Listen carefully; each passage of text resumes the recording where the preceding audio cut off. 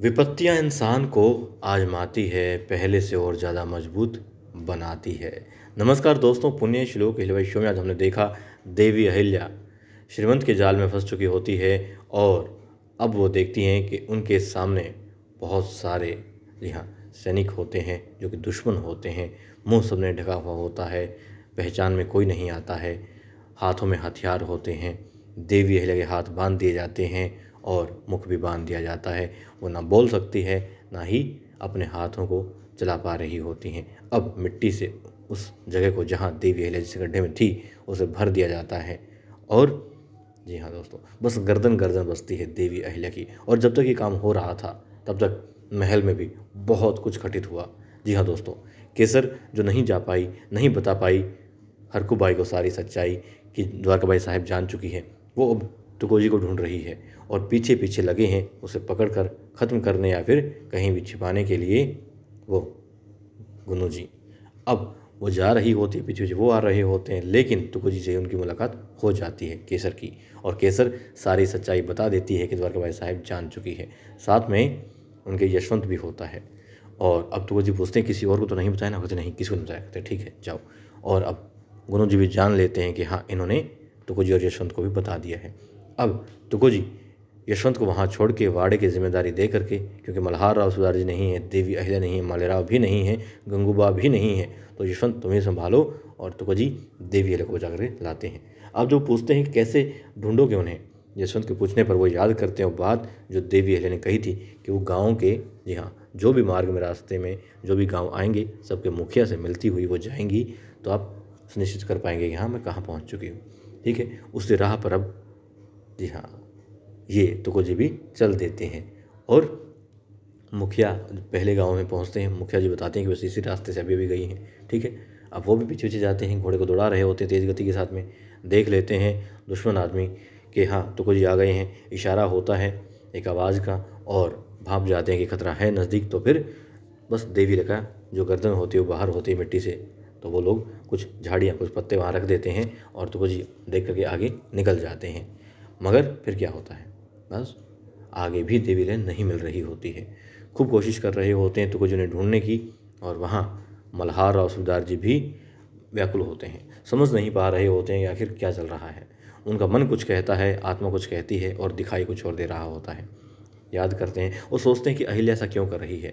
पहली बार है कि वो मल्हार और सुबेदार जी से अलग चल रही है, अलग सोच रही है, अलग कर रही है और अलग जो वो नहीं चाहते उनसे करवाना चाहती है। अब कुछ धुआं सा दिखाई देता है और जब उस तरफ देखते हैं, क्योंकि अंतरात्मा की आवाज़ होती है मगर वो बोलती है खंडेराव का रूप लेकर के। अब वो देखते हैं खंडेराव उनके सामने है, तो वो कहते हैं बाबा साहिब कैसे हैं, बात होती है और फिर कहते हैं बस अहिल्या इस बार ना जाने कैसा कर रही है, मुझसे अलग चल रही है, वैसे अलग नहीं है आपसे।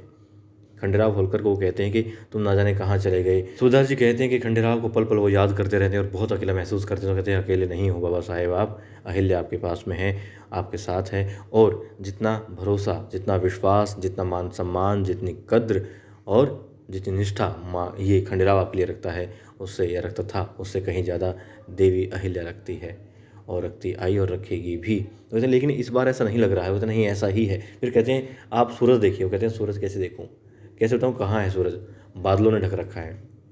फिर कहते हैं बाबा साहब दोबारा देखिए। सुबेदार जी देखते हैं सूरज दिखाई दे जाता है। कहते हैं हाँ अब बादल छट गए हैं। कहते बिल्कुल ऐसा ही हो रहा है, सच्चाई कुछ है मगर दिखाई नहीं दे रही है, बादल आए हुए हैं, बादल हट जाएंगे आप सच देख पाएंगे। फिर वो कहते हैं कि ऐसा हो ही नहीं सकता कि देवी अहिल्या आपसे बाहर जाए, आपका अहित चाहे, नहीं वो आपका हित ही चाहती है।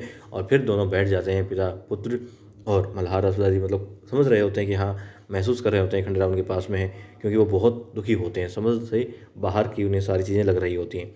इसलिए अब खंडेराव उनकी अंतरात्मा है लेकिन उन्हें खंडेराव लग रहा है और बताता है कि देखिए आप एक ऐसा इंसान बताइए जो कि हमेशा देवी के साथ रहा है।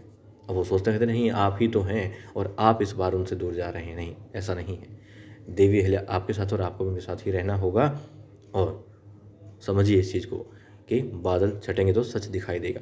ठीक है, अब वो बात तो खंडेराव से करते हैं मगर तभी देखते हैं कि हाथ किसका आता है कंधे पर, गौतमबाई साहिब का। फिर तो तुम अच्छा ठीक है। फिर कहते हैं बस तभी तूफान उठ खड़ा होता है और वो कहते हैं हमें अभी अहिल्या के पास जाना है, उससे मिलना, उससे बात करनी है। ऐसा पहले कभी नहीं लगा, बस उससे बात करनी है जल्द से जल्द जा कर के। और वहाँ तुकोजी ढूंढ रहे होते हैं देवी अहिल्या को। घोड़ा मिल जाता है घास खाता हुआ रास्ते में, मगर देवी अहिल्या दिखाई नहीं देती। फिर दोनों गांव वालों को वो इकट्ठा कर लेते हैं। पहले जिस गांव में गए थे उस मुखिया को भी बुला लेते हैं, और जिस गांव में देवी अहिल्या जाने वाली थी रास्ते में जो आगे आता था उसका मुखिया भी वहाँ होता है। वो कहते हैं हमारे पास पहुँची नहीं, वो कहते हैं हमारे यहाँ से जा चुकी हैं, इसी रास्ते से गई हैं। फिर कहते हैं कि यही तो आसपास होंगी, बीच में ही होंगी, क्योंकि वहाँ पहुँची नहीं और यहाँ से जा चुकी है, घोड़ा भी यहाँ है। ढूंढ रहे होते हैं। फिर अब ज़मीन पे वो हाथ मारते हैं, प्रभु से प्रार्थना करते हैं कि मिल जाए देवी अहिल्या, वो सुरक्षित हो, कहीं देर ना हो जाए। तभी उन्हें जो मिट्टी थी जो कि सूखे पत्तों से ढक दी गई थी, हवा की वजह से वो पत्ते उड़ रहे होते हैं और तुकोजी को दिखाई देते हैं उस पर कदमों के निशान, क्योंकि उन्होंने उस मिट्टी को वो थोड़ी सी भी जो है नर्म ना रह जाए, तो उन जितने भी दुश्मन थे वहाँ पर देवी अहिल्या ने अपने अपने वजन से, अपने कदमों से उस मिट्टी को जमाने का प्रयास किया था। तब तुकोजी देखते हैं इंसानों के कदमों के निशान, मतलब अब वो घबरा जाते हैं कि देवी अहिल्या है तो यहीं आसपास, मगर खतरे में है। और दोस्तों ये आंधी तूफान सिर्फ वहीं नहीं था, ये मालवा में भी पहुंच चुका होता है, महल में भी दस्तक दे चुका होता है। और अब सब लोग, चाहे वो केसर हो, मुक्ता हो या फिर हरकुबाई, वो भी परेशान होती हैं, दुखी हो रही होती हैं, चिंतित हो रही होती हैं, प्रार्थना कर रही होती हैं। और घंटियों की आवाज़ मंदिर में इस तरीके से होती है कि सारे जो वहाँ पर राजगुरु हैं या फिर जो और पंडित हैं वो भी चिंतित हो जाते हैं कि देवी अहिल्या कहीं खतरे में ना हो। अपनी अपनी जो पूजा होती, प्रार्थना होती है, और ज़्यादा वो करने लग जाते हैं और प्रभु से प्रार्थना करते हैं कि देवी अहिल्या को सुरक्षित रखें।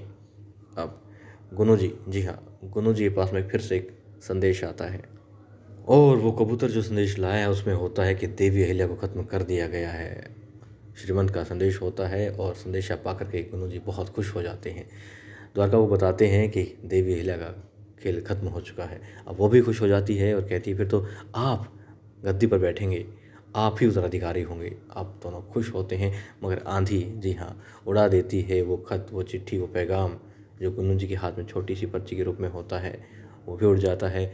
और जी हाँ, पत्ते वहाँ उड़ रहे होते हैं जहाँ देवी अहिल्या को मिट्टी में दबाया गया है।